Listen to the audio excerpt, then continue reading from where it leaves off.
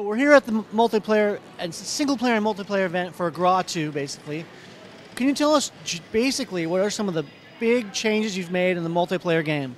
We got a lot of new features that specifically address fan requests, things like a new spawn system, female characters, a lot more variety in the maps. Of course, there's a lot of graphics features that we couldn't get into the first game that now we can really spend the time. We've got more experience working on the 360, things like dynamic shadowing and dynamic particle effects and a bunch of other big buzzwords that I don't really understand. But so when you got feedback, what were some of the things you got feedback on from critics and fans, and what have you done to implement changes specifically?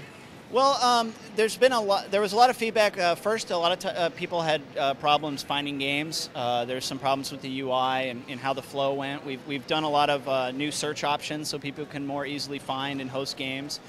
There's problems in gameplay. For example, I mentioned spawn camping. Spawn camping was a big issue in GRA, and so we have a new spawn system that we basically algorithmically pick spawn points within a spawn region, and we also changed our invulnerability system a little bit so that you're invulnerable when you first spawn in, but you can still fire. You're invulnerable until you fire. So now it's almost turned things on its head. It's almost like a death trap to go into someone else's spawn area. Of course, female characters is a big thing. We didn't have time to get them in for Advanced Warfighter 1, and now in Advanced Warfighter 2 we have a whole new suite of female characters.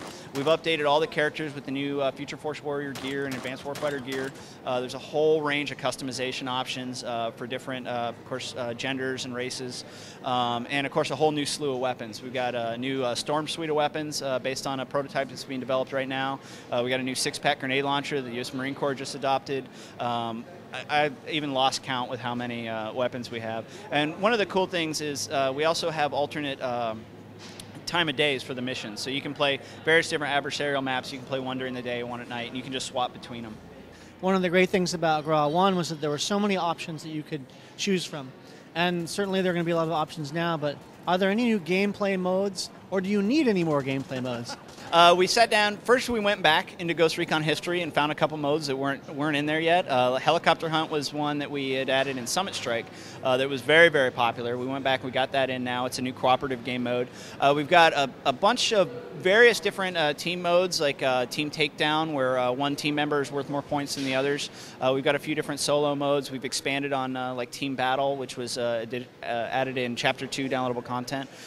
So I think the numbers climbed from something like 1,300 combinations to 1,500 or 1,600 combinations. Again, I kind of lose count. But we really feel it's important to allow players to play the way they want to play. What about Legacy and Southpaw? We were talking about that earlier, and you know all of our readers and all of your fans want that kind of support. Are you supporting the lefties? Definitely, definitely. I mean, one of the biggest mistakes, I'll just take responsibility for myself. We made in GRA was leaving out the Southpaw control, and we've made up for that. We actually went back and added Southpaw into multiplayer in the first GRA in a title update. But now we have full Southpaw Legacy support. So go lefties. The first game, GRA on 360, supported 16 players, and a lot of people were like, "Hey, this is the next gen. Why don't we have more players? Why aren't there 32? Why aren't there 64? Mm-hmm. But now we're on GRA 2, and it's still 16 players. So what's your excuse now?" Well, there's two parts of it. I mean, one of it is technical. The next generation's gotten bigger, but the internet is still the same size. The amount of bandwidth that you have to push back and forth. And Ghost Recon, because of the nature of the gameplay, the tactical gameplay, you can't afford to miss. You can't afford in a game like, for example, like Quake.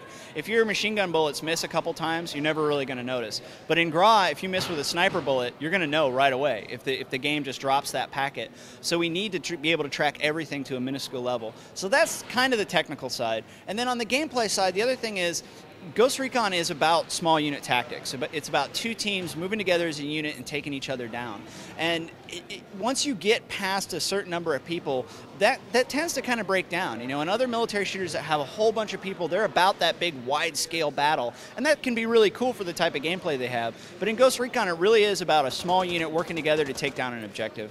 Now, there were some complaints about the graphics between the single-player and the multiplayer game in GRA 1, and now you've said you've improved the graphics in the multiplayer in GRA 2. Can you give us some examples and maybe tell us why that was the case the first time around.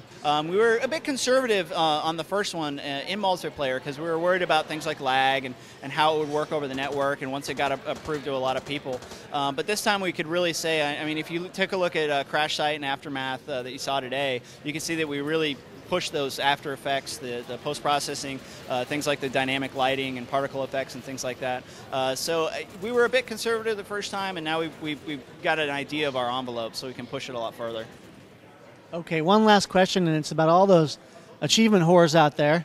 What kind of achievements you've set up for the multiplayer, and other easy, medium, hard? Are they all crazy?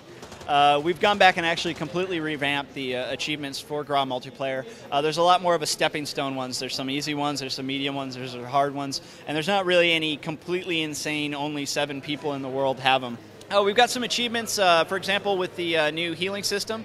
So you get achievements for healing your teammates. That's another bonus. We've got some stepped up achievements. There's some cool defend co-op type achievements. There's one called Ultimate Defender, where you have to defend an area for 60 minutes. But of course, you can take as many people as you want. So you get 16 people in there. You defend it for 60 minutes, and you get the achievement. And there's some easier ones to do with multiple kills and things like that. So we really wanted to focus on exploratory gameplay instead of trying to make you do one thing really good. We want you to play a lot of the different maps, a lot of the different game modes, and really get out and experience the wide variety that we have, and we want to reward players for that. Hey, well, thanks so much for your time, Christian. It was really great seeing you again after GRA 1, and this has been a great event. Awesome. Well, great talking to you. This is Doug Perry at the GRA 2 event in San Francisco, signing out.